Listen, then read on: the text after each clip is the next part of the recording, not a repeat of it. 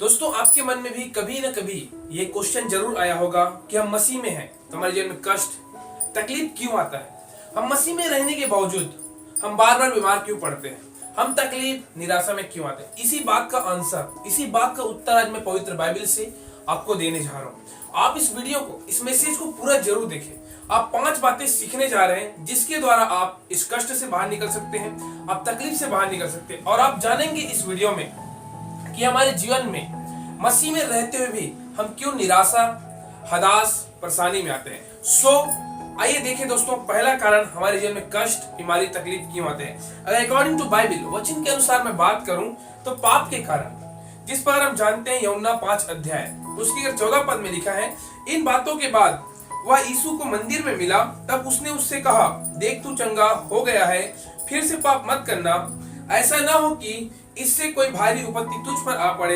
इससे स्पष्ट होता है कि उसके रोग का कारण पाप था। और हम जानते हैं वहां पे 38 साल से एक व्यक्ति था जिसके जीवन में रोग था, और हम देखते हैं वो रोग पाप के कारण आया था। और प्रभु यीशु मसीह उस 38 साल के रोगी को चंगा करता है और कहता है, फिर से तू पाप मत करना। मेरे प्यारों, पहला बात, अगर आपके जीवन में तकलीफ, रोग आता है वो पाप के कारण भी आता है। जिस प्रकार प्रभु यीशु मसीह ने वो 38 साल के रोगी को चंगा किया और उसको शब्द बोला प्रभु यीशु ने कि पाप मत करना, इसलिए आप आज पाप करते हैं तो आपके जीवन में भी रोग आता है। आज आप पाप करते हैं तो आपके जीवन में रोग आता है। आप चंगाई को, हीलिंग को प्राप्त कर चुके हैं तो आपको बोलना चाहूंगा, आप दोबारा फिर से पाप मत कीजिए। दूसरा महत्वपूर्ण बात अगर देखें, जिससे परमेश्वर के काम प्रकट हो। हम जिस प्रकार देखते हैं कि कई जो बीमारी है, कई जो तकलीफ है, कई जो निराशा है, कई जो हताश है, उसमें परमेश्वर अपने काम को प्रकट करना चाहता है, उसमें वो अपनी महिमा लेना चाहता है। यूहन्ना 9 अध्याय उसके 2 और 3 पद को मैं आपके लिए पढ़ना चाहता हूँ। शिष्यों ने पूछा, किसने पाप किया था, इस मनुष्य ने या इसके माता पिता ने, जिससे यह अंधा पैदा हुआ। Praise the Lord. फिर वहां पे हम देखते हैं एक अंधे व्यक्ति का वर्णन प्रभु यीशु मसीह का वहां पे हो रहा है, और एक उसके चेले प्रभु यीशु मसीह को पूछ रहे हैं, प्रभु क्या इसके माता पिता ने पाप किया था कि जन्म से अंधा है। आगे देखते हैं प्रभु यीशु मसीह ने क्या कहा। यीशु ने चौंका देने वाला उत्तर दिया। यीशु मसीह कहता है, किसी ने नहीं, न इसके माता पिता ने पाप किया था, न इस व्यक्ति ने जो अंधा है जन्म से। आगे देखते हैं, यह इसलिए हुआ कि यीशु उसे आकर चंगा करे। Praise the Lord. प्रभु की महिमा, अर्थात परमेश्वर चाहता है कि उसकी महिमा उसके जीवन से, इसीलिए यहाँ पे स्पष्ट कहता है कि यीशु आके उसको क्या करे, चंगा करे। प्रभु की महिमा। जब दूसरे लोग रोगी होते थे तो निर्धनता से उनका न्याय करते हुए यह न कहिए, इसने इस बार कौन सा पाप किया है। हो सकता है कि प्रभु ने उसे इसलिए रोगी किया कि उसके साथ अधिक संगति प्राप्त कर सके। मेरे प्यारों, मैं आपको बोलना चाहूंगा कि हम बहुत सारे लोग अगर कोई व्यक्ति को रोगी देखते हैं, तकलीफ देखते हैं, उसको हम डांटने लगते हैं, उसको हम कोसने लगते हैं। लेकिन आप उसको कोसिए मत, उसको डांटिए मत। हो सकता है प्रभु यीशु मसीह उसके जीवन के द्वारा महिमा लेना चाहता है, प्रभु यीशु मसीह उसे ठीक करना चाहता है। जन्म से अंधे व्यक्ति का वर्णन मैंने आपको बताया, और प्रभु यीशु मसीह कहता है उसके चेले पूछने के बाद कि ये पाप जो है इसके माता पिता ने नहीं किया था, नए जन्म से अंधे ने किया था, ये प्रभु की महिमा देखने के लिए इस पर पाप हुआ था। तीसरा बात हम देखते हैं दोस्तों, परमेश्वर की महिमा के लिए। Praise the Lord. प्रभु की महिमा हो। यूहन्ना 11 अध्याय उसके 4 पद में लिखा है, यह बीमारी मृत्यु की नहीं परंतु परमेश्वर की महिमा के लिए है, और लाजर को मृतकों में से जीवित किया और बहुतों ने विश्वास किया। Praise the Lord. हम एक व्यक्ति के बारे में जानते हैं, लाजर के बारे में, और वहां पे हम देखते हैं लाजर व्यक्ति मर गया था और प्रभु यीशु मसीह उसके पास आकर उस लाजर व्यक्ति को जिलाता है, और वहां के लोग, बहुत सारे लोग विश्वास करते हैं प्रभु यीशु मसीह उद्धार करता है, प्रभु यीशु मसीह जीवित है। मेरे प्यारों, कुछ जो है, कुछ बीमारी, कुछ तकलीफ, कुछ निराशा, कुछ हताश, मैं आपको उत्साहित करना चाहूंगा, अगर आपके जीवन में निराश है, हताश है, तकलीफ है, परेशानी है, तो हो सकता है वो बीमारी के द्वारा प्रभु यीशु मसीह की महिमा हो। हम देखते हैं लाजर व्यक्ति मर चुका था, लेकिन प्रभु यीशु मसीह ने उसको चंगा किया, प्रभु यीशु मसीह ने उसको उठाया, और उसी घड़ी वो प्रभु यीशु ने जैसे लाजर को आवाज दिया, उठा, और वहां के बहुत सारे लोग क्या किए, विश्वास किए। तो बहुत सारे जो चीज है मेरे प्यारों, वो परमेश्वर की महिमा के लिए भी होता है। चौथा महत्वपूर्ण बात हम देखते हैं, शत्रुओं का कार्य। इसको कैसे सीखेंगे।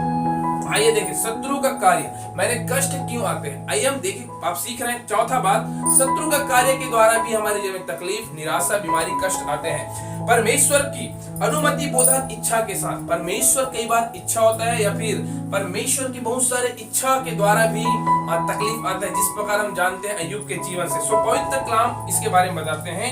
यह अय्यूब की पुस्तक के अनुसार हम अनुभव कर सकते हैं। जिस प्रकार अय्यूब एक अच्छा जिंदगी जीता था, अय्यूब खरा व्यक्ति था, लेकिन हम देखते हैं परमेश्वर उनके जीवन में परीक्षा लाया। तो देखो होता क्या है, हम अच्छा जिंदगी जी रहे हैं लेकिन शैतान हमारे जीवन से जलता है, शैतान आपके जीवन से जलता है। तो शैतान कभी नहीं चाहता, जिस प्रकार अय्यूब अच्छा खरा व्यक्ति था, परमेश्वर का भय मानता था, शैतान जो है परमेश्वर के पास गया। शत्रु कई बार धर्मियों को परखने के लिए, शत्रु इसलिए बोला क्योंकि शैतान, हमारा शत्रु कौन है? शैतान है, और वो नहीं चाहता कि हम सुख से रहे। कई बार शत्रु के द्वारा भी हमारे जीवन में कष्ट तकलीफ आता है, जिसके उदाहरण है अय्यूब।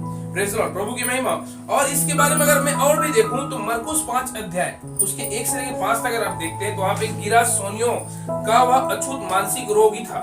एक व्यक्ति था जो अछूत मानसिक रोगी था, क्योंकि उसमें दुष्ट आत्माएं समाई हुई थी। वहां पे अगर देखिए मरकुस 5 अध्याय में तो एक व्यक्ति का वर्णन वहां पे किया जिसके अंदर दुष्ट आत्माएं थी। तो बहुत सारे व्यक्ति जो है शत्रु के कारण भी तकलीफ में रहते हैं। शत्रु कौन है? शैतान। और वहां पे देखते हैं दुष्ट आत्मा के द्वारा, देखते हैं हमारे कलीसिया चर्च में बहुत सारे लोग दुष्ट आत्माएं के द्वारा भी तकलीफ, निराशा, हताश में रहते हैं। चौथा बात हमने सीखा मेरे प्यारों कि हम देखते हैं शत्रु शैतान के द्वारा भी हमारे जीवन में तकलीफ और निराशा आता है। Praise the Lord, hallelujah. मैं बहुत सारे उदाहरण आपको दे सकता हूँ अगर शत्रु के बारे में उदाहरण दूं तो, क्योंकि लूका अगर 13 अध्याय 16 पद के अनुसार देखें, उस स्त्री को शैतान ने 18 वर्षों से बांध रखा था। एक व्यक्ति के बारे में जानते हैं जिसके जीवन में एक स्त्री थी जो 18 वर्ष से रोगी थी, उसको भी शैतान जकड़ा हुआ था। प्रभु यीशु मसीह ने उसको छुड़ाया।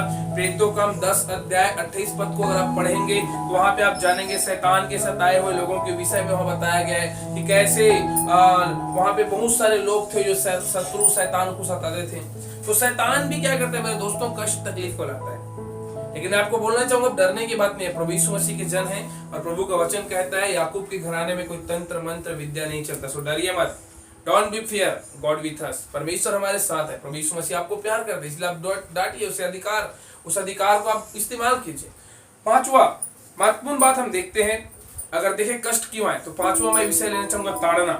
बच्चों के प्रशिक्षण के लिए अगर मैं बात करूं, ताड़ना, हम सब जानते हैं कि ताड़ना हमारे और आपकी जिंदगी के लिए बहुत जरूरी है, चाहे माता पिता के द्वारा ताड़ना हो या प्रभु यीशु मसीह के द्वारा ताड़ना। मैं साफ साफ बोलना चाहूंगा इब्रानियों 5:12 अध्याय उसके 5 से लेके आप 13 तक जरूर पढ़िए, अपने घर में बाइबल स्टडी कीजिए। ताड़ना के बारे में वहां पे अच्छे से वर्णन किया गया। तो मैं सो आपको आज सिखाऊंगा कि कष्ट ताड़ना के द्वारा भी आता है। आइए देखिए, जैसे कि हम उदाहरण के लिए मैं बोल रहा था माता पिता के द्वारा। आइए देखिए मेरे प्यार, माता पिता सदा ही बच्चे को अपनी इच्छा पर नहीं चलने दे सकते हैं, ना ही परमेश्वर हमें चलने दे सकते हैं। आप इससे क्या सकते हैं? यहाँ पे फिर से आपके लिए पढ़ना चाहूंगा, माता पिता सदा ही बच्चे को अपनी इच्छा पर नहीं चलने दे।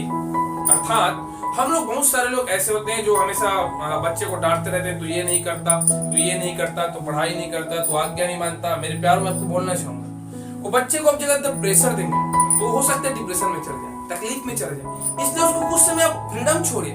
जिस प्रकार प्रभु यीशु मसीह ने हमें स्वतंत्र मन दिया है ना, हम उसको लगातार ताड़ना देंगे तो तकलीफ, वो अपने आप में गिल्टी फील करेगा, वो बोलेगा मेरे पापा मेरी मम्मी हमेशा डांटते रहता है। मैं आपको बोलना चाहूंगा आप ज्यादा अपने बच्चों को न डांटें। यीशु मसीह ने प्यार किया, तो ताड़ना अगर हम लगातार ताड़ना भी देते हैं, ये भी क्या है? कष्टदायक है हमारे और आपके जीवन के लिए। आप अपने बच्चों को लगातार ताड़ना देंगे, हो सकता है उसके लिए आप वो निगेटिव अपने जीवन में ले लें और कुछ कर ले, कुछ कदम उठा ले।